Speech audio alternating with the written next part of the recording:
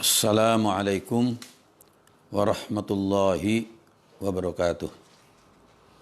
Alhamdulillahilladzi hadana lihada wa ma kunna linahtadiya laula an hadanallah. Asyhadu an la ilaha illallah wahdahu la syarikalah wa asyhadu anna Muhammadan abduhu wa rasuluh. Allahumma salli wa sallim ala hadzal nabiyil karim Sayyidina wa maulana Muhammadin wa ala alihi wa ashabihi wa tabi'in wa man tabi'ahum bi ihsanin ila yaumiddin, amma ba'd. Para pemirsa, para jamaah yang kami cintai dan kami banggakan, hari ini dengan bersyukur kehadirat Allah atas segala bimbingan dan taufiknya, alhamdulillah kita dapat jumpa kembali dalam kajian kitab Arifur Rahman di Tafsir Al-Quran. Kita berharap semoga kajian ini dapat menambah pengetahuan agama bagi kita dan dapat diamalkan dalam kehidupan sehari-hari. Amin ya rabbal alamin. Para jamaah, para pemirsa, kita akan membahas tentang Nabi Adam alaihissalam dan istrinya Hawa tinggal di surga. Sebutkan dalam surat Al-Baqarah ayat 35. Bismillahirrahmanirrahim. Wa qulna ya Adam uskun anta wa zawjukal jannata. Wa qulna, dan kami berfirman, ya Adamu, wahai Adam, uskun, tinggallah engkau, anta, engkau, wa zawjuka, dan istrimu atau pasanganmu, al-jannata, di syurga.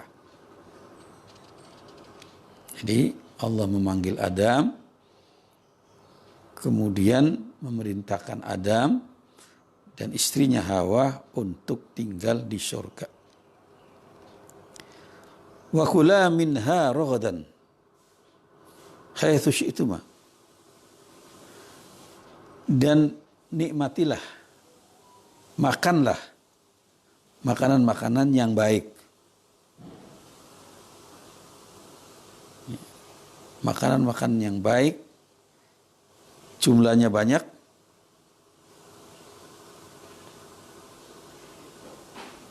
dimanapun dan kapanpun kamu mau, dan apa yang kamu sukai. Haitsu syi'tuma, ya, dengan nikmat, dengan kesenangan, segala makanan yang kamu sukai.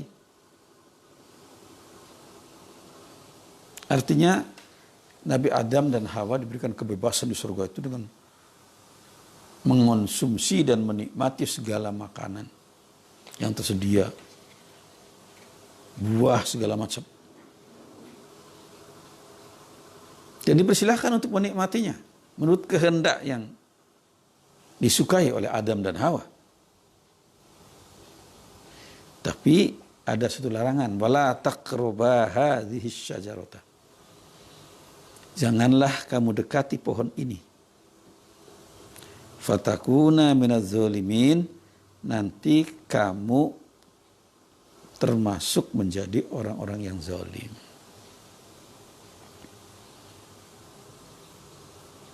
Jadi Nabi Adam dan Hawa diperintahkan oleh Allah tinggal di surga dengan segala kenikmatan dan fasilitasnya. Silahkan apa yang beliau berdua mau, apa yang beliau berdua sukai, silahkan semua. Hanya ada satu larangan, jangan mendekati pohon ini.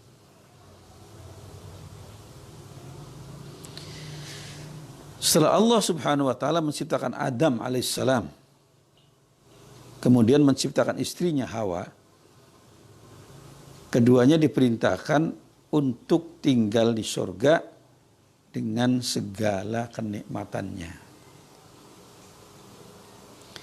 Adam alaihissalam dengan Hawa memperoleh kenikmatan di surga dan diberi kesempatan untuk merasakan segala kenikmatan dan kemewahan yang ada di dalamnya. Namun demikian, ia dan istrinya dikenakan suatu larangan, yaitu tidak boleh mendekati dan memakan buah suatu pohon dari bermacam-macam pohon dan buah yang ada di sorga.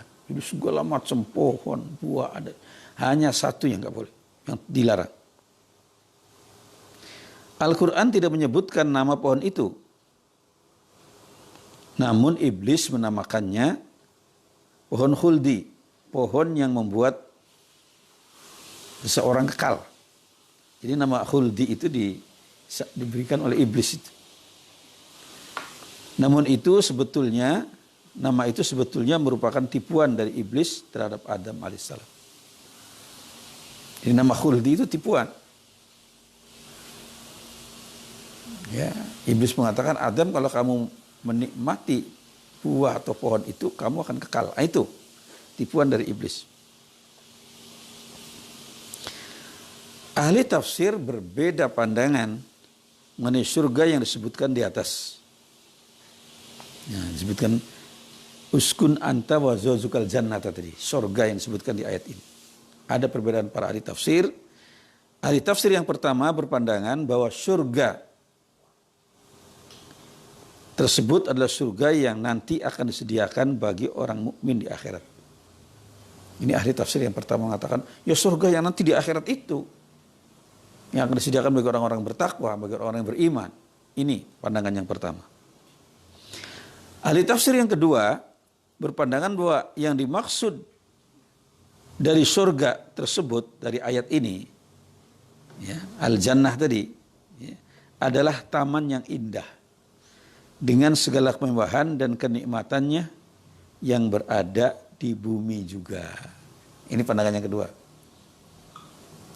Jadi bukan surga yang nanti, bukan. Surga yang digambarkan sebagai suatu tanah yang tumbuh pohon-pohonan dengan buah-buahan yang segala macam, dengan pemandangan yang sangat indah, itu disebut jannah juga.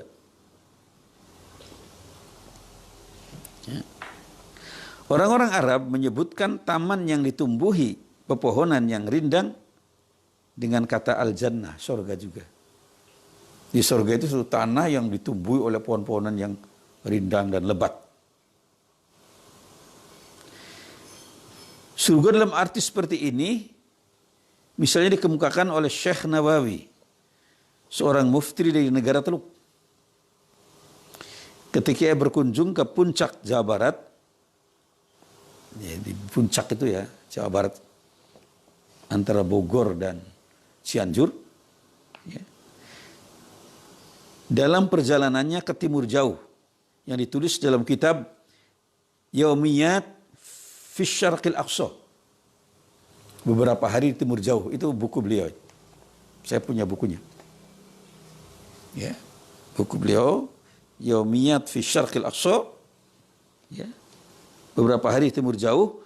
Beliau mengemukakan keindahan taman dan pemandangan di puncak dengan kalimatnya. Teksnya begini. Fi puncak katanya. Narol jannata kama wasofahal kutubus samawiyah. Di puncak Jawa Barat itu. Kami melihat surga. Narol jannah. Kami melihat surga.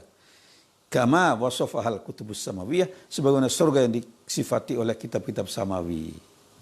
Ini pernyataan beliau waktu melihat puncak itu. Beliau berkunjung ke sana sekitar jam 10 pagi. Jam 9, jam 10 pagi itu melihat pemandangan puncak itu terungkap kalimat seperti itu.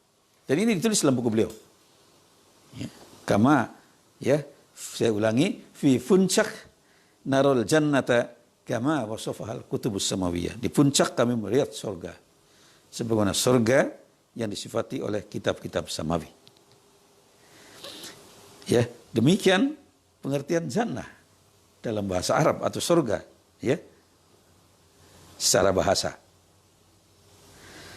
Dari kedua pandangan ahli tafsir terus di atas, nampaknya pandangan dari tafsir kedua yang lebih tepat.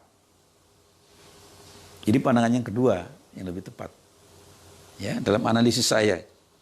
Hal ini beralasan satu, bahwa Adam dijadikan Allah SWT sebagai khalifah di muka bumi. Jelas. Inni ja'ilum fil ardi khalifah. Aku menjadikan di bumi seorang khalifah. Artinya di bumi gitu. 2, surga di akhirat adalah surga yang diperuntukkan bagi orang-orang yang mukmin yang telah beramal soleh. Itu surga di akhirat itu adalah diperuntukkan bagi orang-orang mukmin, orang-orang yang bertakwa, ya, yang beramal soleh. Padahal Nabi Adam waktu tinggal di surga yang disebutkan di atas belum beramal di dunia.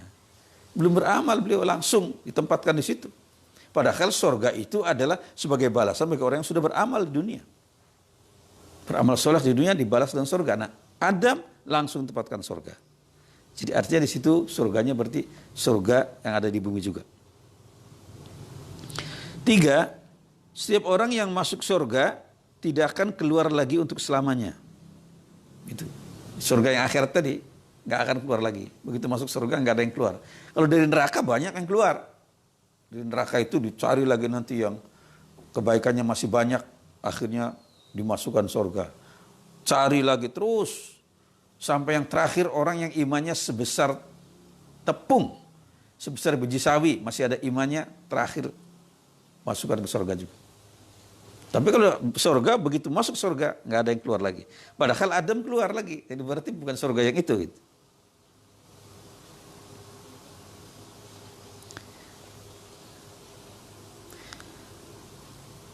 Kemudian yang keempat, dalam surga yang sungguhnya di akhirat tidak ada larangan sama sekali. Ya, surga yang sungguhnya di akhirat nanti nggak ada larangan. Ya, tidak ada larangan. Padahal di surga yang disebutkan di atas, yang ditinggali Nabi Adam, ada larangan. Jadi kesimpulannya begitu. Jadi pandangan ahli tafsir dengan demikian, dengan argumentasi tersebut, maka pandangan yang kedua menurut penulis lebih tepat. Menurut analisis saya lebih tepat. Ya, jadi itulah yang kita fahami dari Nabi Adam dan Hawa menikmati surga dengan segala isinya. Bisa berbuat apa saja sesuai dengan selera hatinya. Sila berbuat apa saja. Adam dengan pasangannya, Siti Hawa. Tapi keduanya dilarang untuk mendekati atau memakan suatu pohon tertentu. Apabila Adam dan Hawa, Siti Hawa melanggar, maka akan menyesal untuk selamanya. Ya, satu larangan ini begitu dilanggar, nyesal untuk selamanya. Ternyata penjelasan Al-Quran ayat berikutnya, fa'azallahuma syaitanu anha. Fa'azallahuma, maka menggelincirkan kepada Adam dan Siti Hawa asyaitanu, syaitan, anha, daripadanya. Fa akhrajahuma, ya, maka mengeluarkan Adam dan Hawa mimma kana fih, dari keadaan semula. Jadi setan membisikkan, menggoda, menipu Nabi Adam dan Siti Hawa sehingga dia melanggar larangan itu, mendekati pohon itu atau memakan buahnya. Maka akhirnya fahrajahuma mimma kana fi. Keluarkanlah Adam dan Hawa dari keadaan semula. Wa qulna, kata Tuhan, kami berfirman, kata Tuhan, ihbitu, turunlah kalian semua. Ini domirnya jama'in. Bukan ihbitu, tapi ihbitu. Berarti 3. Adam, Hawa, dan Iblis tadi. 3-tiganya ihbitu, suruh keluar. Suruh turun. Dari sorga, meninggalkan sorga itu. Ba'dukum li ba'din adu. Sebagian dari kamu, sebagian yang lain bermusuhan. Adam dan Hawa satu pihak, Iblis satu pihak. Bermusuhan. Ba'dukum li ba'din adu. Jadi Allah mengusir Adam, Hawa, dan Iblis. Dinyatakan bahwa Iblis dan Adam, nanti keturunannya semua, keturunan Iblis, keturunan Adam, adalah musuh satu sama lain. Adu. Walakum fil ardi mustaqarru. Dan bagi kamu di bumi ada tempat tinggal, tempat kediaman. Wa mata'un, dan kesenangan ila hinin, ya, sampai batas waktu tertentu. Jadi ditegaskan bahwa di bumi ada tempat tinggal untuk bertiga tadi. Dan ada sedikit kesenangan, terbatas sekali. Ini di Al-Baqarah surat 2 ayat 36. Nah, dari sini kita bisa memahami bahwa Adam tergoda oleh iblis, kemudian terjerumus. Para pemirsa, para pendengar sekalian, kalau kita lihat nanti, pada awalnya disebutkan istilah nama itu iblis. Tapi pada saat dia menggelincirkan Adam, disebut syaitan. Nah, inilah saya sebutkan pada kuliah yang lalu bahwa iblis itu adalah makhluk yang membangkang kepada Allah. Kana minal jinni fa fasakha an amri rabbi. Dia berasal dari jin yang fasik terhadap perintah Tuhannya, itu iblis. Wujud makhluknya iblis. Nah, pada saat dia menggoda manusia disebut syaitan. Menjerumuskan yang lain disebut syaitan. Sama, manusia pun jenisnya manusia, kalau dia menjerumuskan orang lain disebut syaitan juga. Maka di Quran sebutkan minal jinnati wan nas. Ada syaitan dari jenis jin dan jenis manusia. Nih, ini kita lihat di sini. Disebutkan as-syaitan. Dalam ayat ini Allah Subhanahu wa taala menjelaskan bahwa Adam alaihissalam dan istrinya Siti Hawa tergelincir dalam suatu larangan tersebut, digoda dan digelincirkan oleh syaitan atau iblis. Akibatnya Adam dan Hawa dikeluarkan dari surga yang penuh kenikmatan itu ke tanah yang tandus. Syaitan dan iblis atau iblis dengan segala cara membujuk Adam dan Hawa agar terjerumus dalam larangan Allah SWT. Berusaha dengan berbagai cara. Iblis itu atau syaitan itu menggoda Adam. Juga nanti akan berusaha dengan cara yang sangat halus untuk menggoda keturunan Adam. Nah, jadi jelas sekali syaitan dan atau iblis dengan segala cara membujuk Adam dan Hawa agar terjerumus dalam larangan Allah SWT. Godaan syaitan begitu halus dan penuh tipuan, membuat ia, Adam dan istrinya, terpedaya. Masya Allah. Fawaswasa ilaihi syaitan. Kemudian setan membisikkan pikiran yang jahat. Waswasa yuwaswisu. Membisikkan pikiran yang tidak baik. Ilaihi kepada Adam, asyaitonu setan. Di sini juga sama, nggak disebutkan iblis, sebutnya setan karena dia sedang menggoda Adam. Waswasa asyaitonu al-iblisu Adam. Jadi di sini sebutkan syaitan. Qala, apa kata syaitan membujuk Adam? Menipu Adam. Ya Adamu. Wahai Adam, katanya.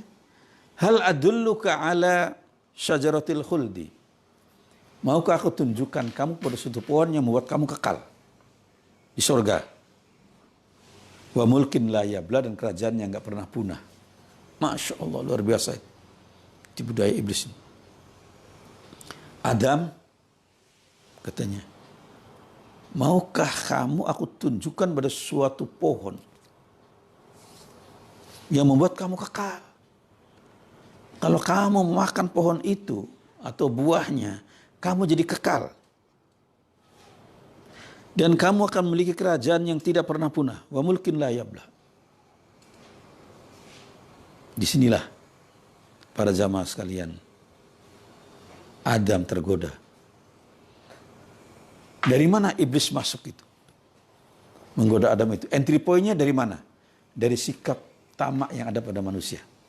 Manusia punya sikap tamak. Jadi entry point-nya iblis masuk dari situ, setan itu. Sudah dikasih surga yang dengan kenikmatannya masih bisa terbujuk kalau bisa kekal dan bisa memiliki kerajaan yang. Jadi ini dari melalui entry point-nya melalui sikap tamak, ya, sikap rakus dari manusia. Maka dikatakan, maukah aku tunjukkan kepadamu suatu pohon kekal yang membuat kamu kekal dan memiliki kerajaan yang tidak pernah punah. Disebutkan dalam surat Toha, surat 20 ayat 120. Dalam firman yang lain disebutkan, fawaswasa lahumas syaitanu, maka membisikkan kejahatan kepada Adam dan Hawa, asyaitanu syaitan, liyubdiyalahuma ma wuriya anhuma, agar ia menampakkan kepada keduanya apa yang tertutup dari mereka, yaitu auratnya. Dengan ditipu oleh setan, kemudian Adam dan Hawa terusir dari surga, maka pakaian yang dia di surga itu nggak bisa dibawa. Maka terbukalah auratnya ketika dia turun dari surga itu ke bumi. Maka dia mengambil daun-daunan pohon untuk menutup aurat. Dikasihkan ma wuriya anhuma min sawatihima, dari aurat keduanya. Wa qala, dan Allah berfirman, ma nahakuma rabbukuma an hadhihi syajarah. Ya, di sini maaf, bukan Allah di sini, iblis menggoda Adam. Ma nahakuma rabbukuma an hadhihi syajarah, katanya, illa an takuna malakaini aw takuna minal khalidin. Tuhanmu tidak melarangmu, ma nahakuma, Tuhanmu tidak melarang kamu berdua, ya, untuk mendekati pohon itu, ya, an hadhihi syajarah, untuk mendekati pohon itu, illa an takuna, kecuali, ya, agar supaya kamu tidak menjadi kekal, menjadi dua malaikat, atau kamu menjadi orang-orang yang kekal. Jadi kata iblis di ayat ini lebih halus lagi, dia katakan, Tuhan melarang kamu ke situ, mendekati pohon ini. Kalau kamu mendekati pohon itu, kamu akan menjadi malaikat. Dua-duanya malaikat. Adam malaikat, Hawa malaikat. Atau kamu kekal, kata iblis. Jadi ini godaan iblis luar biasa. Ya, melainkan supaya kamu berdua tidak menjadi malaikat atau tidak menjadi orang-orang yang kekal dalam surga. Ini di Al-A'raf surat 7 ayat 20. Itu bisikannya. Jadi kembali entry point-nya melalui sifat yang ada pada manusia, sifat ketamaan itu. Ingin kurang, ingin lebih.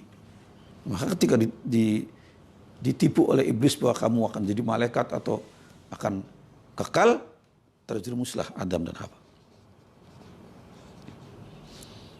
Surat Al-A'raf surat 7 ayat 20.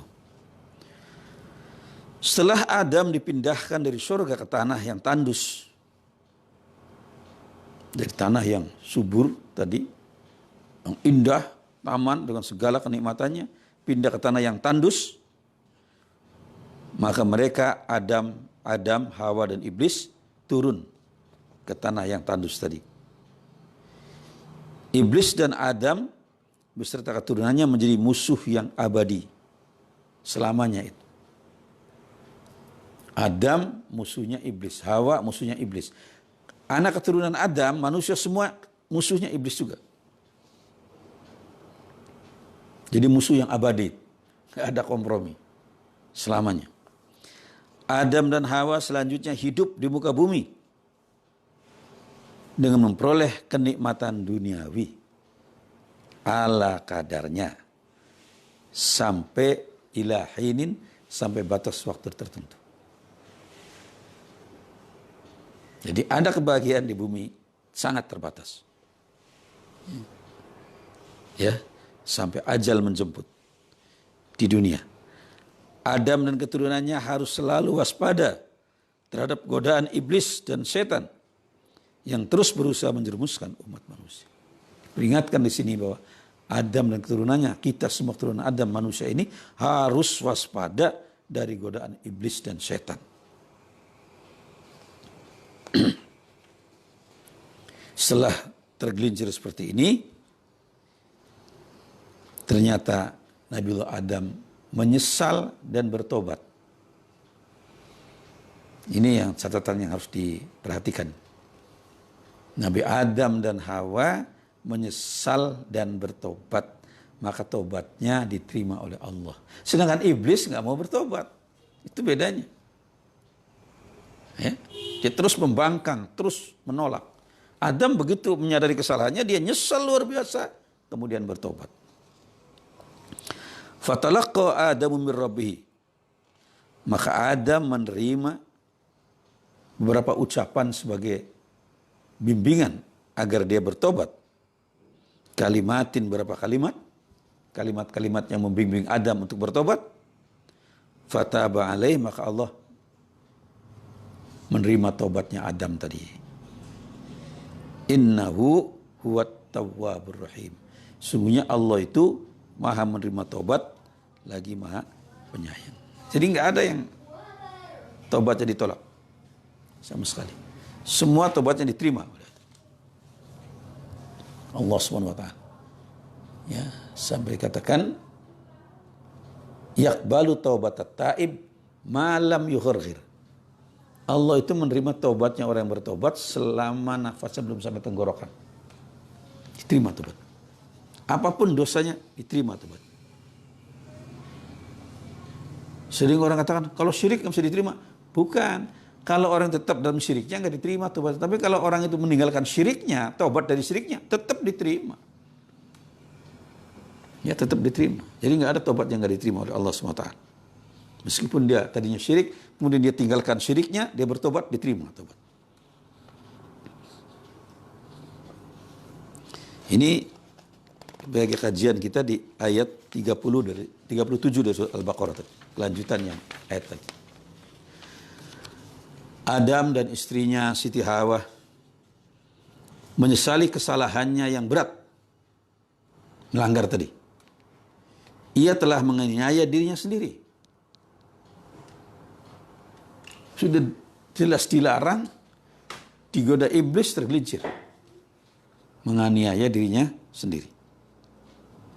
Kemudian mereka berdua tobat. Adam dan Siti Hawa bertobat. Memohon ampun pada Allah. Memohon maghfirah pada Allah Subhanahu wa taala.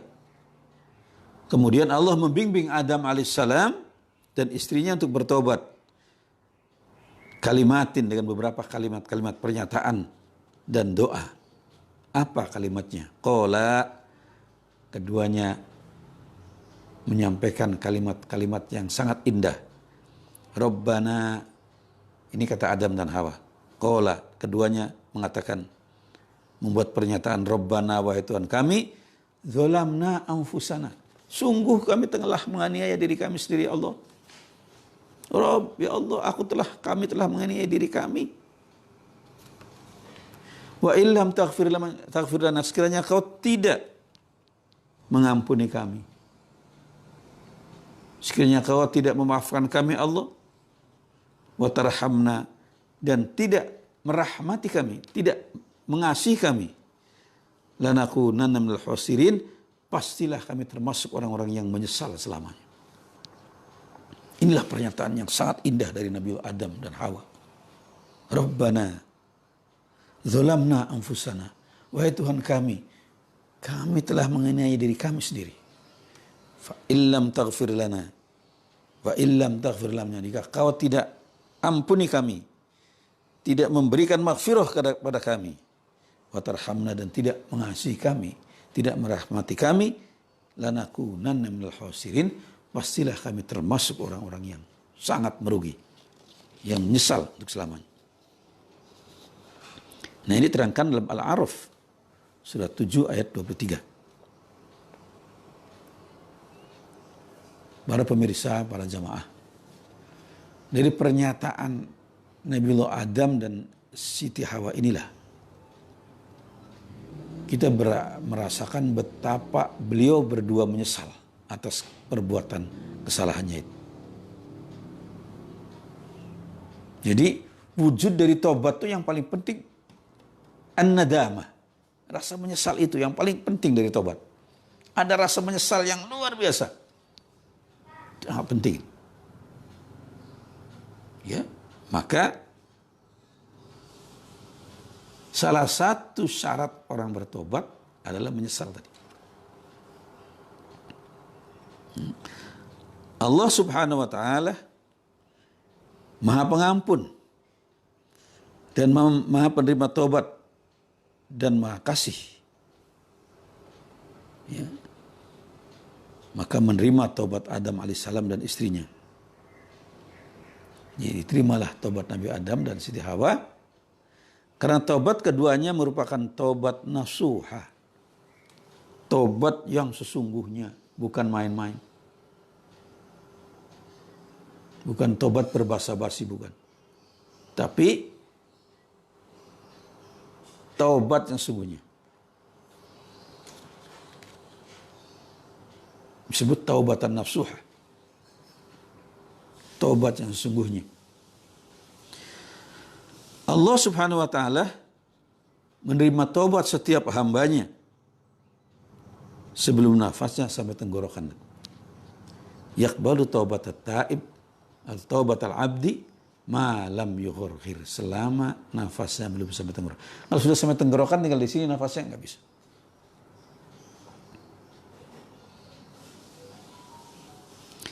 Taubat nasuha adalah taubat yang diterima oleh Allah SWT dan harus memiliki 4 kriteria. Jadi ada 4 kriteria taubat nasuha. Apa yang pertama? Meninggalkan segala kesalahan atau dosa yang pernah dilakukan ini. Stop. Tidak berbuat salah lagi, tidak berbuat dosa lagi. Ini yang paling pertama. Yang kedua, menyesali kesalahan dan dosa tersebut. Jadi orang itu menyesal.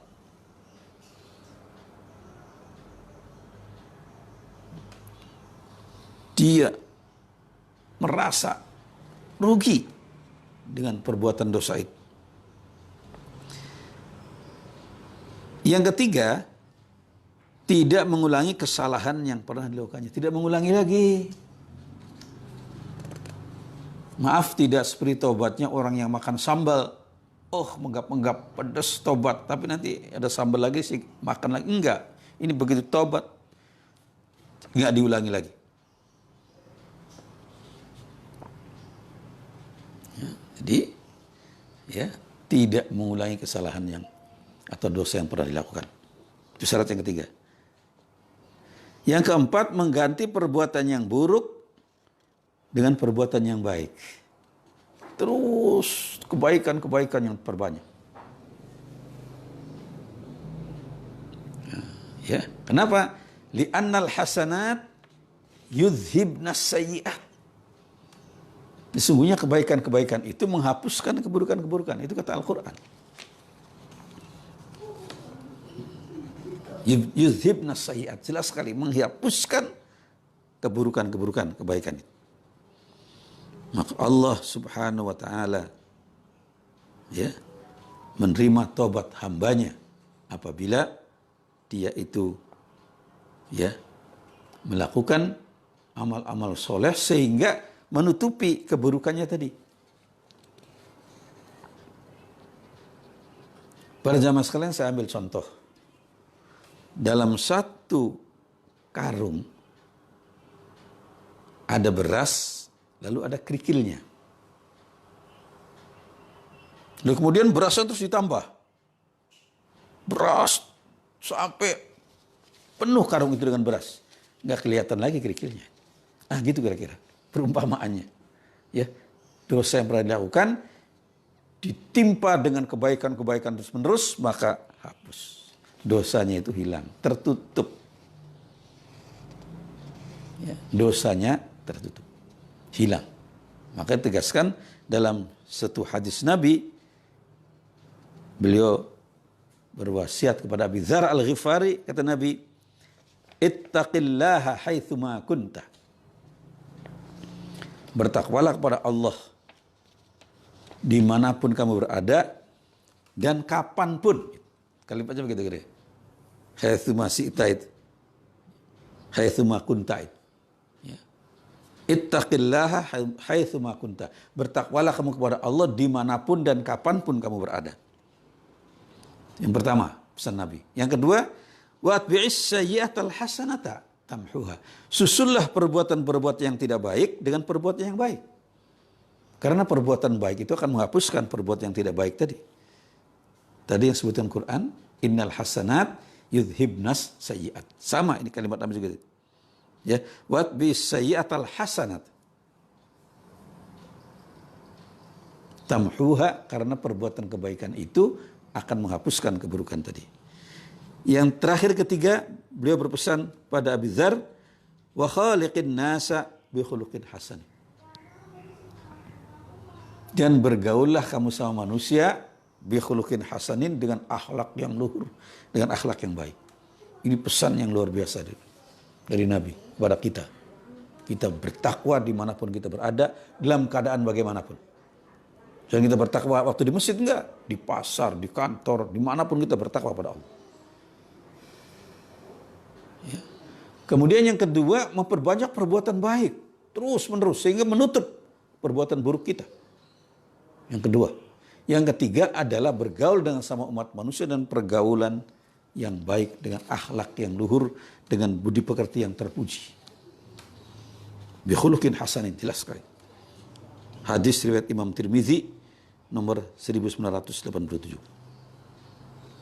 Para pemirsa, para jamaah yang kami muliakan, inilah kajian kita hari ini. Kita masuki ikhtisarnya supaya kita bisa merekam lebih mendalam lagi dari kajian kita, bahwa Adam dan Hawa, Nabi Adam dan Siti Hawa diberi karunia oleh Allah SWT untuk tinggal di surga dengan segala fasilitasnya yang tersedia. Tinggal di surga. Dengan ada satu larangan yang tidak boleh dilanggar. Semua boleh, hanya satu nggak boleh dilanggar.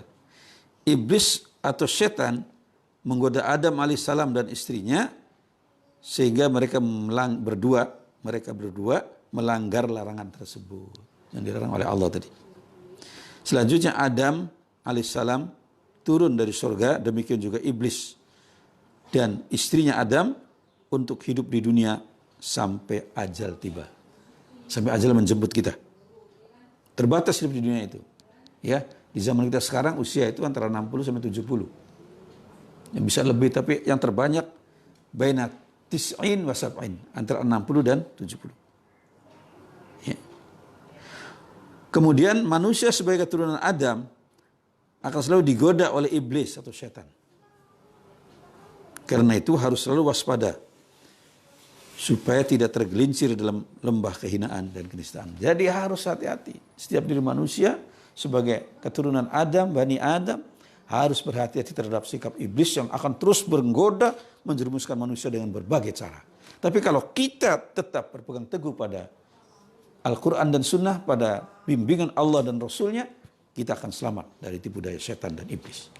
Demikian kajian kita hari ini. Mudah-mudahan bermanfaat. Saya mohon maaf apabila ada kekhilafan, kesalahan dan kekurangan. Wassalamualaikum warahmatullahi wabarakatuh.